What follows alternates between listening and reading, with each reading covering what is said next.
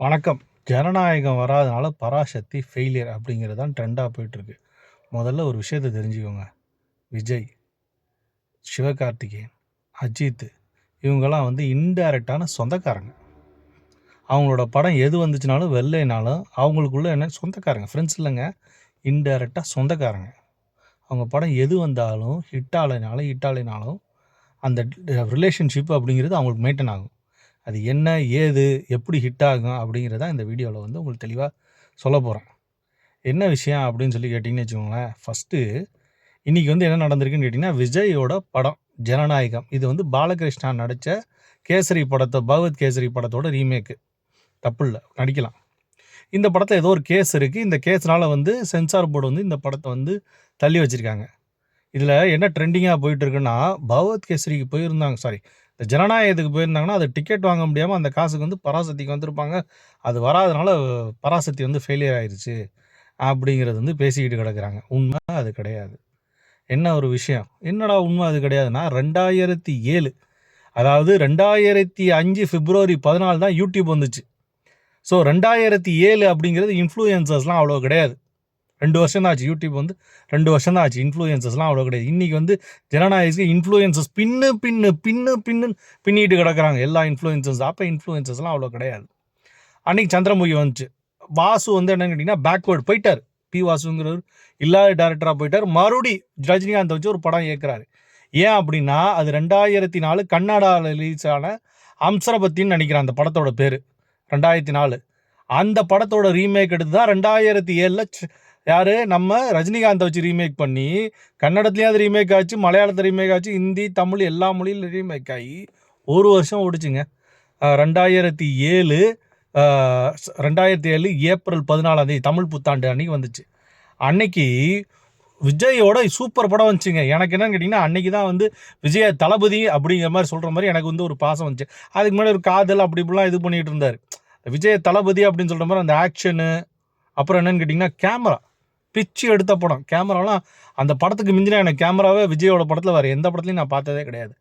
Sentiment Seenu, comedy, இவரும் வட்டிவேலும் சும்மா பின்னுவாப்பில் comedy, பாட்டு வேற லெவலு, ரகுவரன் நடிப்பு வேற லெவலு. என்னடா படம்னு கேட்டிங்கன்னா சச்சின். இந்த படம் ஃப்ளாப் ஆயிடுச்சுங்க. பிபிஷா பாசு வேறு நடிச்சிருப்பா. பிபுஷா பாசு நடிச்சு சூப்பர் பாட்டு, படம் ஃப்ளாப் ஆயிடுச்சு. என்ன காரணம் அப்படி சொன்னாங்கன்னா, இதே மாதிரி தான். என்னன்னு கேட்டிங்கன்னா, தலைவர் படத்தோட காம்படிஷன் பண்ணுறான், இவெல்லாம் யார் அப்படிங்கிற மாதிரி ஏகப்பட்ட இதெல்லாம் வந்துச்சுங்க. அதாவது எப்படின்னு கேட்டிங்கன்னா, இந்த செய்தியில் படிக்கிறது இதில் படிக்கிறதெல்லாம் வந்துச்சு. கடைசியில் படம் ஃப்ளாப் ஆயிடுச்சு. கடைசியில் இன்னொன்று சொன்னாங்க, விஜய்க்கு நடிக்க தெரியுதா அப்படி இப்படிலாம் சொன்னாங்க. என்னடா இது, இந்த படத்துலண்டா விஜய் சூப்பராக நடிச்சிருக்காரு, இதுக்கு முன்னாடி வந்த படத்தை கற்றுக்கிட்டு இருந்திருக்காரு, இந்த படத்துலண்டா சூப்பராக நடிச்சிருக்காரு அப்படி. அதாவது இவரோட எக்ஸ்பெக்டேஷன் நடிப்பு அப்படின்னு சொல்லிட்டு நான் பார்த்ததுங்க. இந்த படத்தை போய் நல்லா இல்லைன்னு மக்கள் சொல்கிறாங்களே, அது சொல்கிறாங்களா இன்ஃப்ளூயன்சஸ். அப்போ தான், அதாவது இப்போ இன்ஃப்ளூயன்சஸ் நம்ம யூடியூப் சோஷியல் மீடியான்னு பார்த்துட்டு இருக்கோம். அப்போ சொல்கிறாங்களான்னு கேட்டிங்கன்னா, இந்த செய்தித்தாளில் பறக்கிறவங்க, செய்தித்தாளில் போடுறவங்க, அப்புறம் அந்த டிவியில் பார்க்குறவங்க, அவங்களாம் இந்த மாதிரி பேசிட்டு கிடந்தாங்களா, படம் ஊற்றிக்கிச்சு. இதே மாதிரி இந்த படம் வரனால பராசக்தி படம் ஃபெயிலியர் ஆயிரும் அப்படின்னு சொல்லிட்டு இருக்கு. இந்த படத்துக்கு போகாமல் இதுக்கு போக மாட்டாங்க. அன்றைக்கி என்னன்னு கேட்டிங்கன்னா 2 படம் வந்துச்சு. 2 படம் வரும்போது ஏன் சச்சின் ஃபெயிலியர் ஆச்சு அப்படிங்கிற கேள்வியை உங்களுக்கு எழுப்ப தெரியல. அதனால தான் இந்த கேள்வி எழுப்பினேன். இன்றைக்கி வந்திருக்க பராசக்தி அப்படிங்கிறது என்னென்னா, எனக்கு தெரிஞ்சு 2 படமே என்னென்னா அரசியல் சார்ந்து, ஜனநாயகத்தோடு என்னென்னு கேட்டிங்கன்னா பராசக்தியில் ரொம்ப அதிகமாக அரசியல் இருக்குது. அப்படி இருக்கும்போது என்ன கேட்டிங்கன்னா, பராசக்தி படத்தை தான் இது பண்ணியிருக்கணும். ஜனநாயகம் அந்த படத்துலையும் கட் பண்ணியிருக்காங்கங்கிறாங்க. 25 சீனு, ஜனநாயகத்தில் 2-3 சீன் தான். அதை கட் பண்ணாமல் தான் பிரச்சனை ஓடி இழுத்து அடிக்கிறாங்கன்னு சொல்லி நிறைய பேர் சொல்லிக்கிட்டு இருக்காங்க. நம்ம அதெல்லாம் விட்டுருவோம். பராசக்தி படம் ஹிட் ஆகுமா ஹிட் ஆகாதா அப்படின்னு சொல்லி கேட்டிங்கன்னா, அமரன் படம் ரிலீஸ் ஆச்சு பார்த்துருக்கீங்களா? அமரன் படம் ரிலீஸ் ஆகும்போது இவன்லாம் என்ன ஒரு காமெடி ஆக்டர், இவன்லாம் போயிட்டு என்ன ஒரு ஆர்மி எடுத்து சுடுறான் அப்படி இப்படிலாம் பார்த்தா அது 1 வருஷத்துக்கு ஈக்குவலாக ஓடிச்சு அந்த படம். எப்படி சந்திரமுகி அன்றைக்கி 1 வருஷம் ஓடிச்சோ, அமரன் 1 வருஷத்துக்கு ஈக்குவலாக போச்சு, பெரிய லெவலில் ஹிட் ஆச்சு. இதில் கடைசியில் என்ன ஆச்சு தெரியுமா? இந்த படம் ரிலீஸ் ஆகி பெரிய லெவலில் ஓடிருச்சு. ஓடினதுக்கப்புறம் என்ன பண்ணுறாங்க, யூடியூபர் ட்ரெண்டர்ஸ்லாம், ஐயோ சிவகார்த்திகேயன் ஹிட் பண்ணக்கூடாது, நம்மளுக்கு தேவை நெப்போட்டிசம் நடிகர் தான். ஏன்னா நெப்போட்டிசம் நடிகர்ன்றது இவங்களுக்கு காசு வருதா எப்படி என்னென்னு கேட்டிங்கன்னா, இவங்களுக்குலாம் ஃபேமிலி இருக்குது. அப்போ இவங்களாம் ஒரே ஃபேமிலி தான். அது என்ன அப்படிங்கிறது உங்களுக்கே தெரிஞ்சிருக்கணும். அவங்க வஉசியா என்ன ஏது அப்படிங்கிறது உங்களுக்கே தெரிஞ்சிருக்கணும். புரியுங்களா? ஷாலினி, அஜித்து, சிவகார்த்திகேயன். அதனால் என்னென்னு கேட்டிங்கன்னா, விஜய்க்கு எப்பயுமே என்னென்னு கேட்டிங்கன்னா, அவங்களோட ஜாதியில் இருக்கவங்களுக்கு வந்து ஒரு தனி மரியாதை எப்பயுமே கொடுப்பார். விஜய் மூத்த கலைஞருங்க, அதனால் ஜாதியில் இருக்கவருக்கு ஒரு தனி மரியாதை அவர் எப்பயுமே கொடுப்பார். நீங்கள் வந்து ஜாதி இல்லை, மதம் இல்லை, எதெல்லாம் சொன்னீங்கன்னா அது அடுத்த விஷயம். விஜய்க்குன்னு ஒரு இது இருக்குது, அதை நான் சின்ன வயசுலேருந்து நான் பார்த்துருக்கேன், புரியுங்களா? அதனால் எனக்கு வந்து அது தெரியும். அது வந்து அவர் தனியாக வந்து ஒரு மரியாதை அப்படிங்கிறது எப்பயுமே கொடுப்பார். அதுக்கப்புறம் மற்றவங்களுக்கு கொடுக்குறாரு இல்லை அப்படிங்கிற அது நீங்கள் பார்த்துக்கோங்க. உங்கள் ரசிகர் கொடுக்குறாரு இல்லை அப்படிங்கிற நீங்கள் பார்த்துக்கோங்க. ஓகே, அதை பற்றிலாம் நான் பேச விரும்பல. இந்த இடத்துல பராசக்தி படம் வந்து உண்மையிலேயே சூப்பர் படமாக இருந்துச்சுன்னா, இப்போதைக்கு என்னன்னு கேட்டிங்கன்னா ஒரு சூப்பர் படம் தான் சொல்லிட்டு இருக்காங்க. ஆனால் என்ன கேட்டிங்கன்னா எனக்கு ஏகப்பட்ட அரசியல் அதில் தெரியுதுன்னு வச்சுக்கோங்க. அது இன்றைக்கி சாத்தியம் கூறு இல்லாமல் அன்றைக்கி காங்கிரஸ் பீரியட்டை காட்டுற மாதிரி ஏகப்பட்ட காங்கிரஸை சேர்ந்தவங்க இன்றைக்கி யூடியூப் இன்ஃப்ளூயன்சர்ஸை வச்சு பேசிக்கிட்டு இருக்காங்கன்னு வச்சுக்கோங்களேன். இந்த படம் வந்து ஜனநாயகம் வந்து ரிலீஸ் ஆகிறதுனால இந்த படம் ஓடாதுன்னு சொல்லிட்டு இருக்காங்க. எந்த ஒரு படமாக இருந்தாலும் படமாக பாருங்கப்பா, புரியுங்களா? தளபதி சூப்பர் ஸ்டாரு இதெல்லாம் வந்து சொல்லி யாரும் உங்களுக்கு சோறு போட போகிறது கிடையாது. நான் எதுக்கு இதெல்லாம் சொல்லிக்கிட்டு இருக்கேன் அப்படின்னு கேட்டிங்கன்னா, அவங்களாம் வந்து ஒரே ஆளுங்க. அவங்க படம் வந்து என்னன்னு கேட்டிங்கன்னா 3 பேர் படமும் ஒரே நாளில் வந்துச்சுன்னா கூட அவங்க கவலைப்பட போகிறதில்ல, புரியுதா? அவங்க கவலைப்பட போகிறதில்ல. இவங்க தான் வந்து என்னென்னா தமிழில் வந்து ஒரு பீக்கான ஆக்ட்ரஸ்ஸு. அவங்க கவலைப்பட போகிறதில்ல. அதுலேருந்து அவங்களோட பிரிவினையில் வந்தவங்க தான் சூர்யா.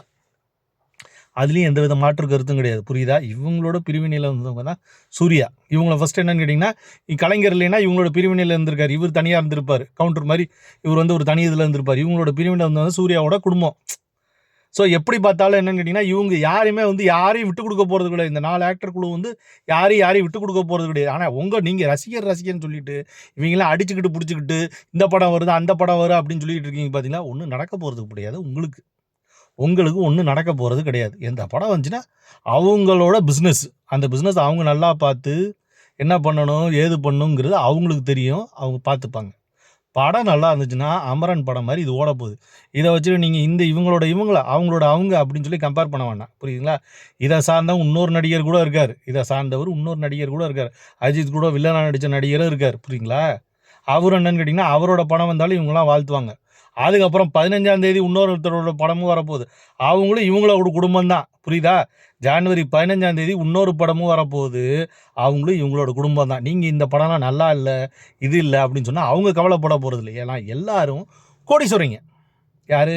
இவங்க அத்தனை பேரும் ஒரே குடும்பத்தில் இருந்தாலும் அவங்க அத்தனை பேரும் கோடீஸ்வரங்க. அவங்க வேலையை பார்த்துட்டு போகிறாங்க. நீங்கள் என்னன்னு கேட்டிங்கன்னா பணம் கொடுக்குறீங்க. என்ன அந்த பணத்தை என்னன்னு கேட்டிங்கன்னா கரெக்டான லெவலுக்கு கொடுங்க. உங்களுக்கு உங்கள் வசதிக்கு ஏற்ற மாதிரி கொடுங்க. தேவையில்லாமல் செலவு பண்ணாங்க. டிக்கெட் நீங்கள் போய் படத்தை பார்க்குறீங்களா, என்ஜாய் பண்ணுறீங்களா, அந்த என்ஜாய்மெண்ட்டோடு வந்துடுங்க. அவ்வளோதான் நான் சொல்கிறது. வேறு எதுவும் நான் சொல்கிறதுக்கு விருப்பப்படல. ஓகேயா? நன்றி, வணக்கம். ஏதாவது கமெண்ட் இருந்துன்னா போடுங்க, திட்டுறதுனாலும் போடுங்க. நானும் அவங்க குடும்பத்தை சேர்ந்தவன் தான்.